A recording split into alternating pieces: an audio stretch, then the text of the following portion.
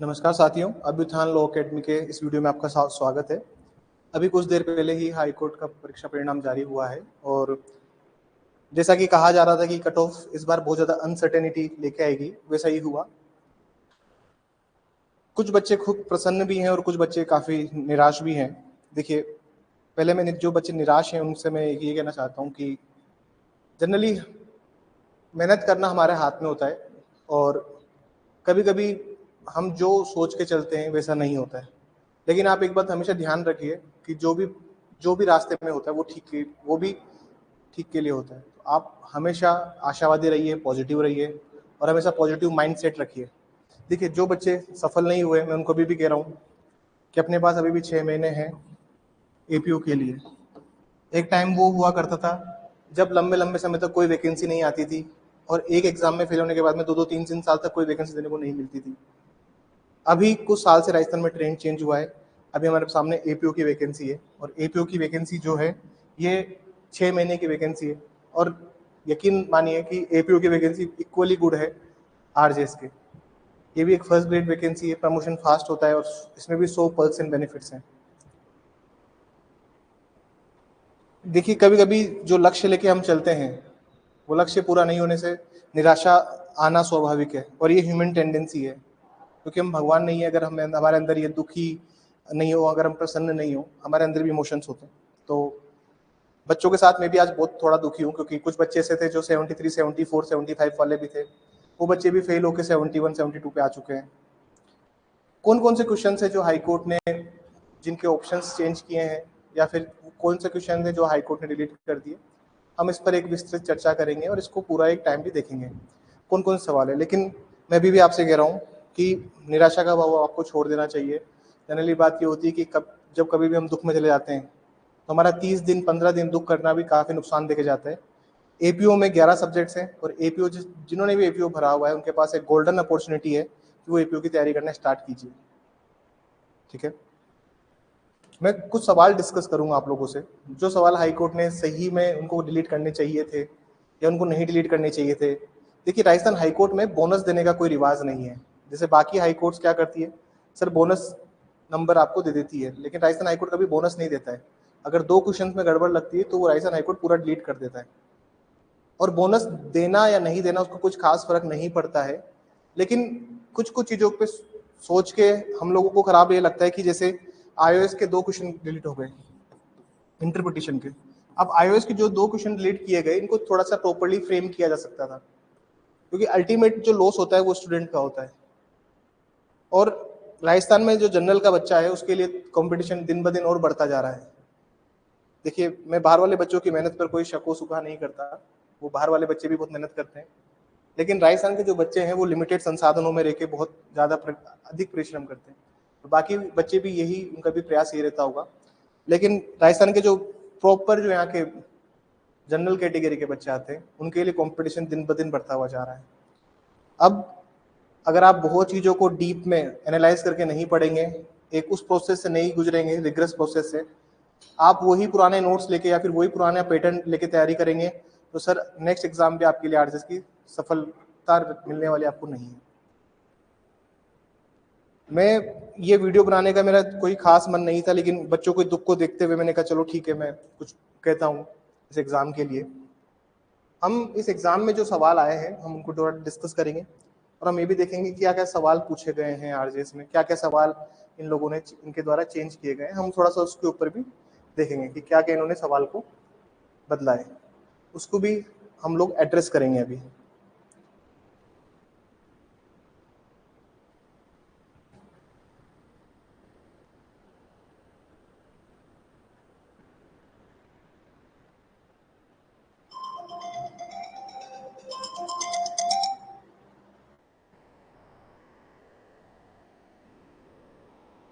Ji, this is the paper. मैं इसमें जो जो सवाल आए हैं मैं उनको एक एक करके एड्रेस करता हूँ कि किन में सवाल में उन्होंने क्या कंसिडर किया है, उनको क्या कंसिडर करना चाहिए था।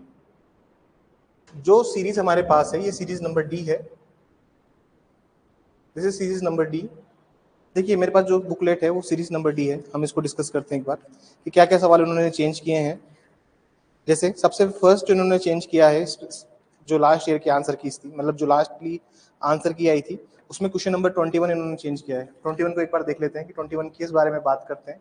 21 को इन्होंने चेंज किया है, हम 21 को एक बार प्रकाश डाल देते हैं। क्या 21 को चेंज करना चाहिए था? देखिए 21 को जो इन्होंने चेंज किया है, अब इन्होंने जिसका आंसर माना है सही, 21 में जो इन्होंने आंसर माना है वो माना है एग्जामिनेशन अंडर ऑर्डर 10-2। देखिए ये भी बहुत डिस्प्यूटेड सवाल है। मैं बहुत सी बार कह चुका हूँ कि ये सवाल पे जो इन्होंने चेंज किया है, बच्चों के हाई प्रेशर की वजह से सवाल को चेंज करना पड़ा है। जबकि ये सवाल पहले भी एक बार आरजेएस पूछ चुका है और उसमें फ्रेमिंग ऑफ इशू इन्होंने आंसर सही माना था। लेकिन ठीक है, अभी इसको चैलेंज नहीं करते, पर हम लोग आगे बढ़ते हैं। इन्होंने इस सवाल को एक तो आंसर की इसमें चेंज किया गया इनके द्वारा, डिजायर्ड जो चेंज था वो इन्होंने इसको किया। इन्होंने जो दूसरा आंसर जो चेंज किया, मैं उसको भी थोड़ा डिस्कस करता हूँ। 24 देखिए आप एक बार, 24 को इनके द्वारा चेंज किया गया।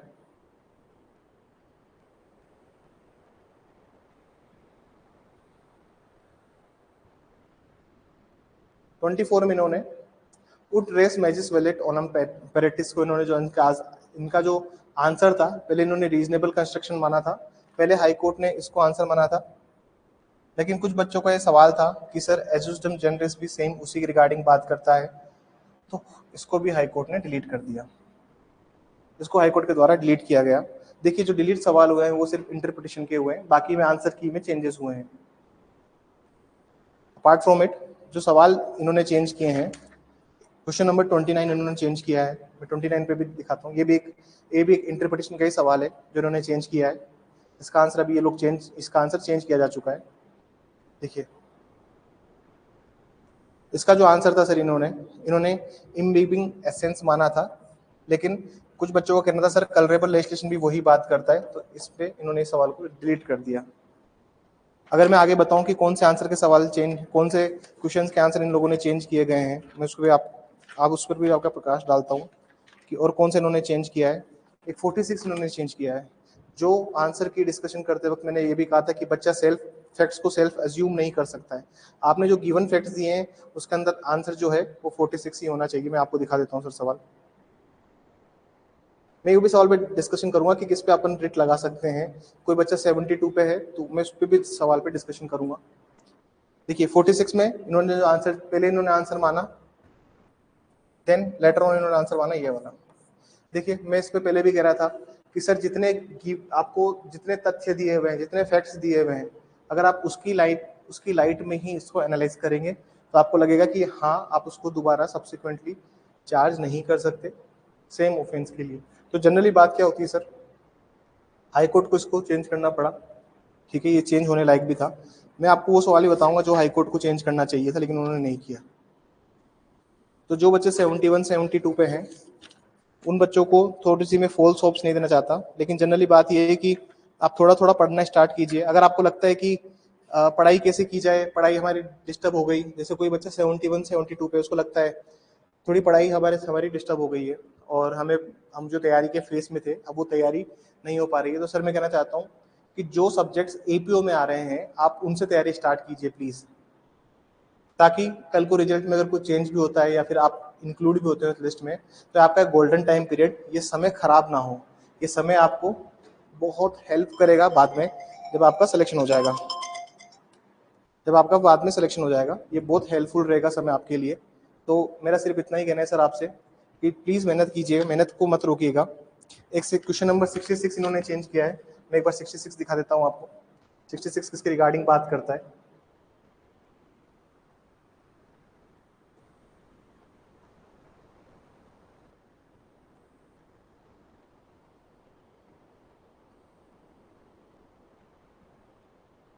सिक्सटी सिक्स इन्होंने चेंज किया है सर,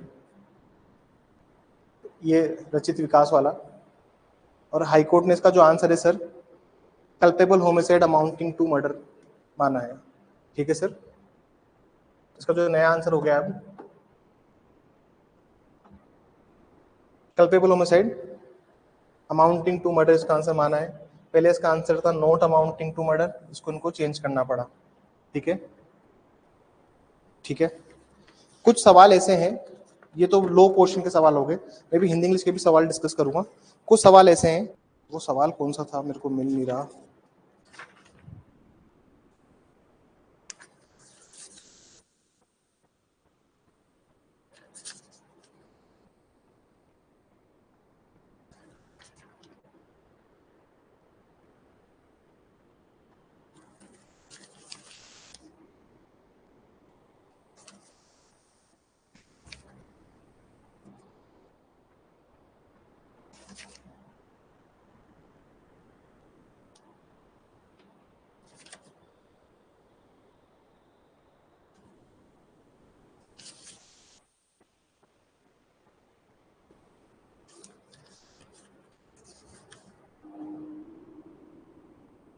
जी, क्वेश्चन नंबर 40।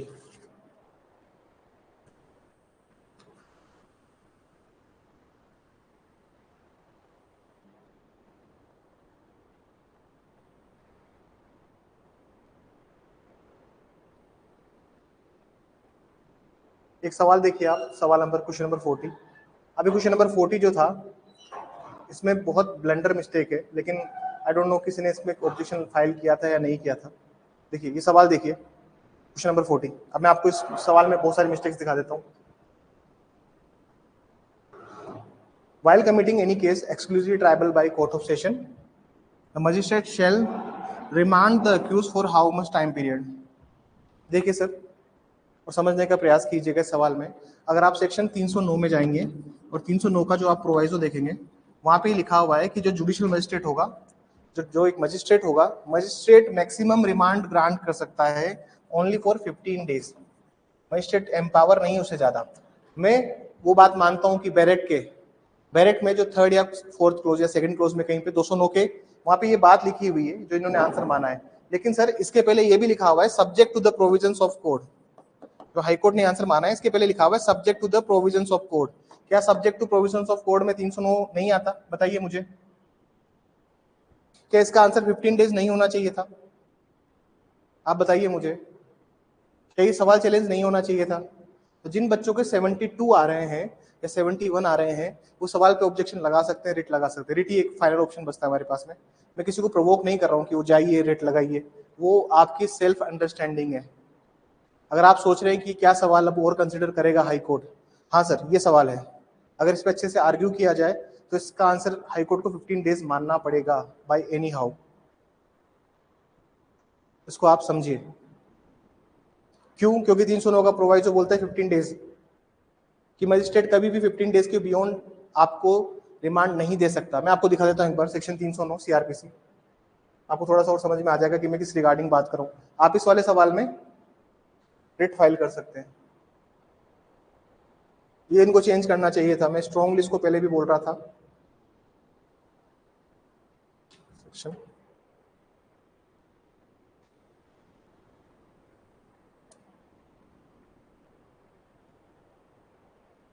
देखिए, मजिस्ट्रेट कभी भी 15 डेज के बियॉन्ड रिमांड नहीं दे सकता। देखिए आज के जमाने में अगर मजिस्ट्रेट 15 डेज के बियॉन्ड रिमांड अगर दे देता है तो उसको, अगर मजिस्ट्रेट ने 16 दिन की भी रिमांड दी है तो हाईकोर्ट चार्जशीट इशू कर देता है। हाईकोर्ट इतना स्ट्रिक्ट है इस मैटर को लेके। क्या मजिस्ट्रेट ट्रायल कंक्लूड होने तक रिमांड ग्रांट कर सकता है? आप मुझे बताइए। देखिए, provided that no magistrate shall remand an accused person custody under this section for a term exceeding 15 days at a time. 15 दिन के कभी बियॉन्ड नहीं जा सकते आप। और रही बात 209 में जो ये लाइन यूज हुई है, until and unless the conclusion of trial, वो भी मैं आपको दिखा देता हूँ। ये सवाल को बहुत गलत फ्रेम किया गया है, वो मैं बाद में मानता हूँ, लेकिन इसका आंसर 15 डेज होना चाहिए था, क्योंकि मजिस्ट्रेट उतनी ही रिमांड दे सकता है। आपको एक बार वो प्रोविजन पे दिखा देता हूँ मैं। देखिए सेक्शन 209 पे आइए आप सीआरपीसी के।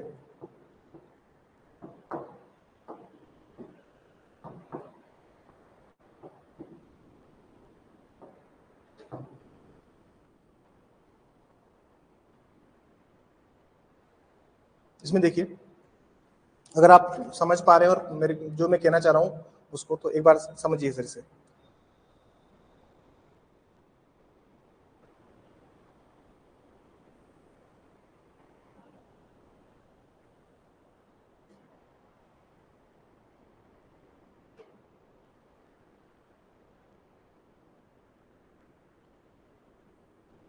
There is some error in this page. मैं आपको जनरली ऐसे दिखा देता हूँ बिना कोई मेंशन किए, बिना कोई चीज भी मेंशन किए मैं आपको दिखा देता हूँ sir. Subject to the provisions of this code relating to the bail, remand the accused to the custody. अब इन्होंने जो आंसर माना है वो ये है sir, until the conclusion of trial. Sir लेकिन इसको कौन पढ़ेगा? Subject to the provisions of this code relating to bail remand, इसको कौन पढ़ेगा? आपने अगर आगे का प्रोविजन अगर आप हटा देंगे तो फिर स्टूडेंट क्या समझेगा? आप वो सवाल ऐसा है जिसमें आप इसको आप ऑब्जेक्ट में लगा सकते हैं। अभी भी कुछ सवाल ऐसे हैं जो हाईकोर्ट को कंसिडर करने चाहिए थे। तो क्वेश्चन नंबर 40 की जो मैं बात कर रहा हूँ, अब मेरे पास जो है वो सर सेट नंबर डी है, मैं उससे आपको बता रहा हूँ। और जो भी मेरे प्यारे विद्यार्थी, जो भी मेरे छात्र जो मुझसे लगातार संपर्क में हैं, तो मैं उनसे एक ही बात कहना चाहता हूँ कि प्लीज एग्जाम आता है और बहुत सारी उम्मीदें बांध के लाता है, ठीक है, लेकिन एपीओ भी हमारे सामने खड़ा है। हम एपीओ को भी ऐसे नहीं देख सकते। अगर हम एपीओ के लिए भी एक सिस्टमेटिक तरीके से, मैं आपको हमेशा कह रहा हूँ जब भी आपको कोचिंग करनी है सर, एक चीज हमेशा देखिए, जब आप मेंस की तैयारी करते हैं तो आपका प्रीलिम्स डेफिनेटली हो जाता है सर, आपको इसको कोई नहीं रोक सकता। हमेशा मेंस के लिए पढ़िए, प्रीलिम्स आपका डेफिनेटली निकल जाएगा। हमेशा मेंस के लिए पढ़िए, प्रीलिम्स आपका हमेशा निकलेगा। आपके प्रीलिम्स को कोई नहीं रोक सकता, क्योंकि सर मेंस के लिए हम लोग क्या बताते हैं कि जो इंपॉर्टेंट कीवर्ड्स है आप उनको प्लीज याद करना स्टार्ट कीजिए, लिख लिख के याद कीजिए। तो प्रीलिम्स में भी तो वही होता है। प्रीलिम्स में काम उल्टा आसान होता है। 4 ऑप्शंस में से एक ऑप्शन आपको देखना है। अगर आपने लिख लिख के तैयारी करी है, आंसर को आपने मेंस की तरह पढ़ा है। अगर आप एपीओ का सिलेबस देखेंगे तो बहुत लिमिटेड सिलेबस दिया हुआ है, लेकिन मैं सर मेंस की तैयारी ही करवाऊंगा। तो जो भी बच्चा इंटरेस्टेड है प्लीज वो मेरे से नहीं, कहीं से भी पढ़े, मेरे को नहीं फर्क पड़ता, बच्चा सफल होना चाहिए।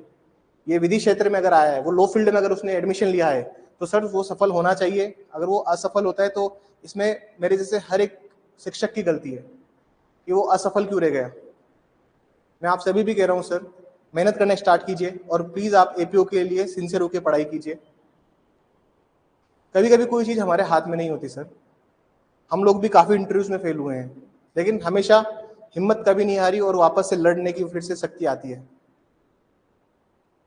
मैं आपसे अभी भी कह रहा हूँ, पॉजिटिव रहिए और एक पॉजिटिव सोच रखिए अपने अंदर।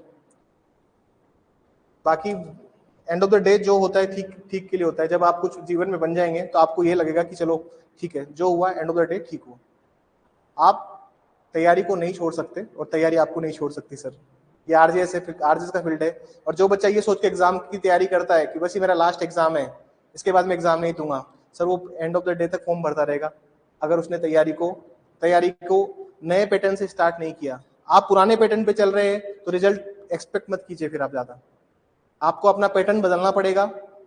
आपको नई दिशा के साथ नई दशा की भी जरूरत है। तो प्लीज अपना पैटर्न बदलिए और कुछ नई अप्रोच के साथ एग्जाम को स्टार्ट कीजिए आप तैयारी। ठीक है सर, मेरी तरफ से यही। और आप सब लोगों को ऑल द बेस्ट। जिन भी लोगों ने प्रीलिम्स क्वालिफाई किया है, मेरी तरफ से बहुत बहुत बधाई उन लोगों को। इस बार का जो प्रीलिम्स था वो एक जंग की तरह था, लेकिन अब जो मेंस होगा वो उससे भी टफ होगा। तो प्लीज आप सब लोगों से यही शुभकामनाएं हैं जो बच्चे सफल हुए हैं कि आप मेंस के लिए भी जम के तैयारी कीजिए।